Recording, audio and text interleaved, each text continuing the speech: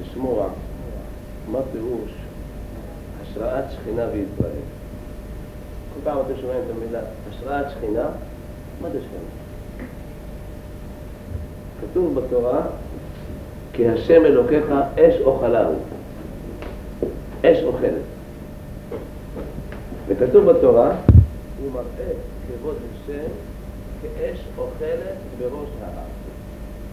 זאת אומרת, אם אנחנו רואים בתורה מה פירוש שכינה, מה פירוש כבוד השם, זה אש אוכלת.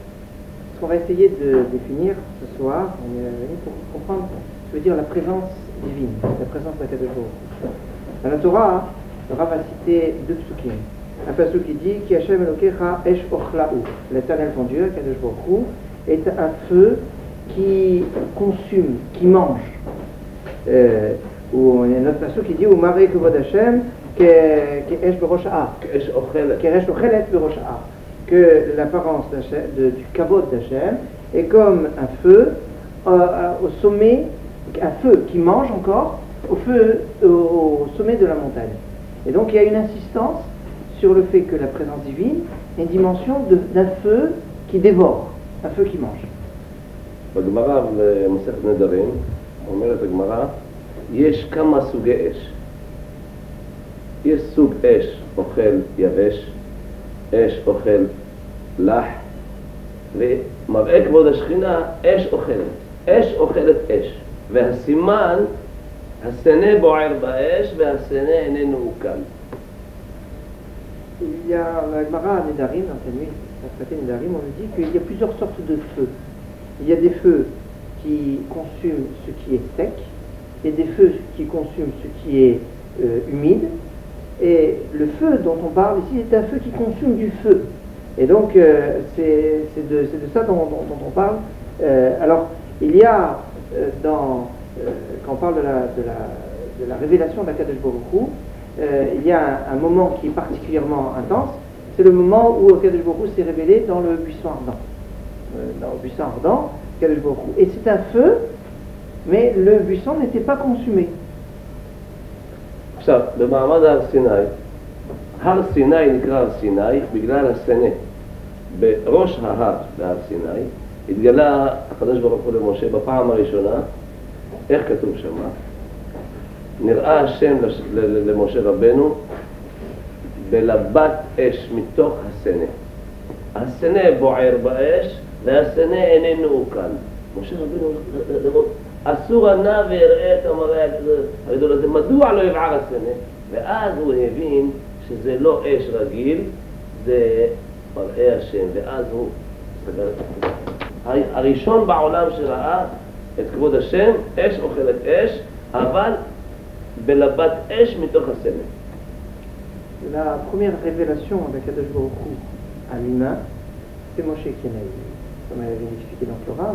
Même Abraham, même les patriarches n'ont pas eu une révélation de la qualité, de la hauteur que Moshe Rabbeinu a eu au moment du Séné, c'est-à-dire au moment de la révélation du buisson ardent. Au moment de la révélation du buisson ardent, il y a marqué qu'Akadosh Baruch Hu s'est révélé Belabat Esh Mitoch HaSéné, dans une flamme de feu au milieu du buisson. Et quelque part, la révélation du Sinaï, remarquez que Séné et Sinaï, c'est la même racine. Et donc, c'est pas par hasard. Et à chaque fois, il va y avoir cette notion de feu. Et ce qui va surprendre Moshe, c'est de voir un feu où le buisson n'est pas consumé.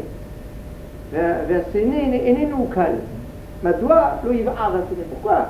Il y a un feu, mais ça ne brûle pas, ça ne se consume pas. Donc, il a compris qu'il se passait quelque chose de surnaturel, de pas commun, et on a dit qu'à ce moment-là, Moshe va yasser Moshe Pana, Moshe a caché son visage, car il avait eu peur de voir qui avait habité la Lokim, il a eu peur de voir Hachem. C'est un feu, le feu de la présence divine, est un feu qui ne consume que du feu. C'est donc une qualité de feu qui est différente que le feu qu'on connaît. Et c'est pour ça que Moshe, quand il a vu ce feu-là, il s'est caché le visage, parce qu'il s'est dit, il a eu peur de voir Hachem.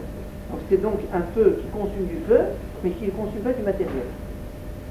לפנינו אבן מאבני הר סיני הסלעית. מה זו האבן?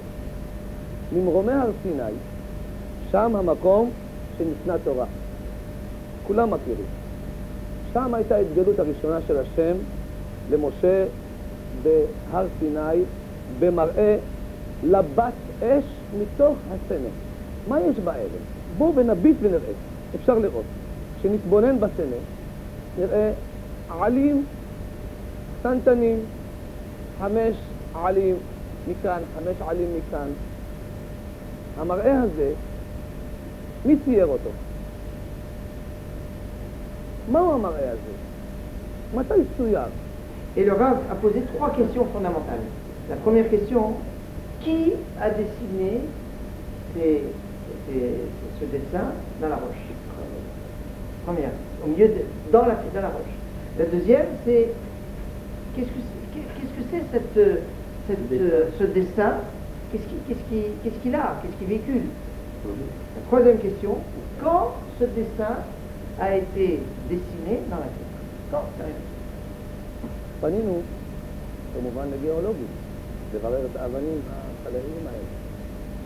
אני מקריא לכם מה ששמענו במרן ראש הישיבה, הרב מאיר מזוז, ראש ישיבת יוסי רחמים, כותב כך בירחון אור תורה, בשם הרב עמנואל טולדן. לפי דעת גיאולוג צרפתי בימינו, שבדק את האבנים, חומר זה הוא מתכת מגנזיום. מי שמכיר מה זה מגנזיום, הרי שיש פה משהו, זרם חשמל בתוך אבן. ובאש הגדולה שירדה במעמד הר סיני, נמס המגנזיום ונזל והתחלחל לתוך האבנים. ועל זה אמרה דבורה בשירתה, ספר דבורה, הרים נזלו מפני השם. זה סיני. Alors on a posé la question à des géologues, français d'ailleurs, parce que les géologues français sont intéressants d'avoir leur nom. Et on leur a posé la question qu'ils expliquent scientifiquement comment c'est arrivé. Et ils ont expliqué qu'en fait, il s'agissait d'une coulée de magnésium qui s'est retrouvée dans la pierre et qui a infiltré la pierre. Comment? On ne sait pas trop. Mais enfin, c'est arrivé. Safa, donc il a cité le Rav Mazouz, qui était donc géologue, au nom d'Arav Toledano. Emmanuel Toledano. אמר לו, זה מגנזיום שהתחלחל בתוך האבנים, זה פה, יש פה חשמל, אש. Ils ont dit qu'il y a de l'électricité, il y a du feu là. C'est-à-dire qu'il y a une relation, donc au niveau maintenant, on parle de chimie, il y a une relation entre ce qui est analysé par les géologues, de présentation donc de magnésium qui se trouve là, qui est en relation donc, avec une notion d'électricité, donc avec le feu. בפסוק, בוער באש עד לב השמיים. הבעירה הזאת הרידה את ההר. בואו נראה מה אומר בעל אור החיים הקדוש. העשן כולו פירוש ששלט האש בגופו של הר ונשרפו אבניו. כמשפט הכבשן אשר ישרפו בו אבנים לעשות פי. ומעתה אבני סיני נעשו פי. באומרו, ויחרד כל ההר, כי כן דרך האבנים, כששולט בהם אש בכבשן, יתזעזעו וישמיעו כל חרדה. לראות את הדברים הללו, עין בעין, בוא נעלה להר סיני, ולפני כן נבין כיצד האש התלקחה בהר סיני. Le Har Sinai Hashan Kulo, et le mont Sinaï était complètement pris de fumée,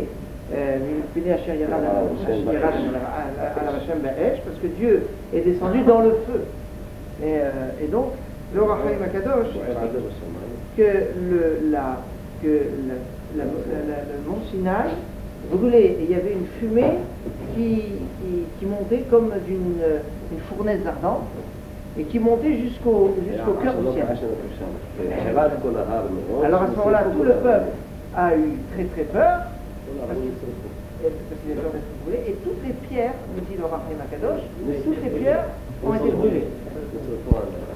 Oui, ce qui est remarquable, c'est que on nous a dit que les pierres vont brûler. Et si vous brûlez une pierre avec du feu normal, ça va être noir, hein, ça va être calciné. Or là, c'est pas on avait dit que c'était un feu qui ne brûle pas du matériel comme le sorbant. Il s'agit d'un feu qui brûle que du feu. Donc les pierres, elles vont pas avoir une marque de brûlure normale. לא כמו שרואים שנשרפו על ידי אש. בדיוק, לא נשרפו באש. זה אותה בעירה של הסנה, היא נכנסה. C'est la même qualité de feu qui faisait brûler le buisson qui ne se consumait pas. C'est ce même feu-là, cette même qualité de feu qui a brûlé les pierres, qui ont brûlé. Mais qui a la preuve qu'elles ont brûlé, puisque on a la preuve concrète, visible. Donc le Rav Chaim HaKadosh explique qu'il y a marqué que tout le peuple a tressailli. Ils ont tremblé. Bon, on comprend, ils ont eu peur. On a dit, tout le mont Sinaï a tremblé. La montagne a tremblé, les pierres ont tremblé. Il dit que c'est comme dans une fournaise, quand on fait monter la chaleur de la fournaise à un grand rendement, alors tout tremble à l'intérieur, parce que il y a une ébullition. Et donc, les pierres du mont Sinaï ont tressailli elles-mêmes parce qu'elles étaient complètement irradiées par le feu. Elles étaient complètement c'était brûlées par le feu, mais à un plus haut degré qu'on pourrait l'imaginer. Voilà ce qui est arrivé, ce que dit le Rav.